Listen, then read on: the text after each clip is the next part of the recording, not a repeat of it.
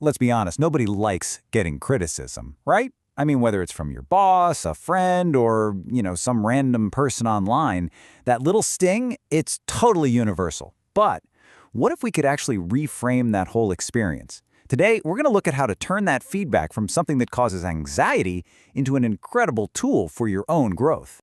I love this quote from Frank A. Clark. It just sets the stage so perfectly. He said, "Criticism, like rain, should be gentle enough to nourish a person's growth without destroying their roots." See, the key word there is nourishment, right? It's not about destruction. So that really brings up the big question: how do we stand in that rain and actually use it to grow stronger, instead of just getting soaked? All right, so here's our game plan. We're going to break this down into 4 key parts. First, we'll look at the 2 sides of criticism. Then, we'll talk about mastering your own inner response. After that, we'll build an in-the-moment playbook. And finally, we'll figure out how to turn all that feedback into fuel for your own growth. Okay, let's jump right into our first section, the 2 sides of criticism. This is all about shifting our perspective, moving from that initial sting to a place of real strength. And this really gets to the heart of it, doesn't it? If we stick with that rain metaphor, how do you stand out there and get all the good stuff without getting totally washed away in a flood of negativity? So here is the absolute key mental switch we need to make. Yes, criticism stings. Of course it does. We have to acknowledge that. But it's not just an attack. It's also information. It's just data. And it's data that can literally shape you, strengthen you, and help you grow in ways you might not even see on your own. Okay, so that mental shift, that's our foundation. Now let's build on it with our second section, mastering your inner response. This is all about winning that inner game before a single word even comes out of your mouth. The second you hear that feedback, your brain kind of hits a fork in the road. It can go one way and focus on the insult, the sting, the embarrassment, how it makes you feel. Or it can go the other way and actively hunt for the lesson, that little nugget of information that can actually help you get better. And I'm telling you, consciously choosing the lesson over the insult, that is probably the most powerful skill you can build in this whole area. So how do you actually make that choice in the moment? Well, you can start with 2 mental filters. First, make a real effort to separate the feedback from who you are as a person. It's about a situation and action. It's not about your fundamental worth. Second, you've got to evaluate the source. Just ask yourself, does this person know what they're talking about, and do they genuinely want to help me? Because ultimately, you get to decide how much weight their words actually carry. And that brings us to the last part of winning this inner game. You've got to sort the feedback. Think of it like sorting mail. Your job is to find the good stuff, the things that will strengthen you, and keep it. And the rest, the junk mail, the unhelpful, unfair, or just plain mean comments, you acknowledge it, and then you consciously let it go. You just release it.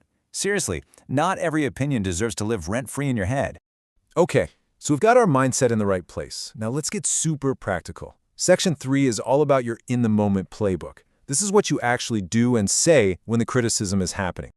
I want you to think of this as your 4-step emergency response plan. Step 1, just breathe. Seriously, taking one single deep breath can stop that knee-jerk defensive reaction right in its tracks. Step 2, listen. And I mean really listen, without planning your comeback. Your only goal right now is to understand. Step 3, and this one is so important, separate the tone from the truth. Someone can deliver feedback in a terrible way, but still be right about the core issue. And finally, step 4, ask clarifying questions. Simple things like, could you give me an example of that, can turn a fuzzy complaint into something you can actually work with. All right, that brings us to our final section. And honestly, this might be the most important one of them all. Turning feedback into fuel. This is where we talk about playing the long game, about making sure that one uncomfortable moment actually leads to real, lasting growth. Now, this next part, this could be the most powerful step in the entire process. If, after you've listened and you've asked your questions, you realize there's a valid point in what they're saying, you've got to own it. Just own it. Acknowledging where you can get better doesn't make you look weak, not at all. It shows incredible maturity, it builds trust, and it instantly dials down any tension in the room. It just shows everyone that you care more about solutions than about your ego. So this is exactly how you turn criticism into actual growth. It's a really simple but powerful little loop. First, you take a moment to really reflect on the feedback that was valid. Then you adjust your approach based on what you learned from it. And finally, and this part is so crucial, you move forward. You don't sit there and dwell on the mistake. You just integrate the lesson and get back to it, but this time you're a little bit stronger. Okay, so let's pull our whole toolkit together one last time.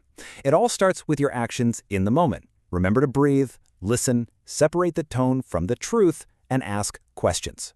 All of that is powered by your internal mindset, looking for the lesson, not taking it personally, and evaluating the source. And what does it all lead to? Your long-term growth, owning the valid points, letting go of the junk, and always using that feedback to move forward. So let's just end on this one thought. Look, criticism is going to happen. It's inevitable. The only thing you actually have control over is what you do with it. So the next time it comes your way, what's it going to be? Are you going to let it be a wall that just stops you dead in your tracks? Or are you going to use it to build a bridge, one that helps you get exactly where you want to go? The choice, really, is all yours.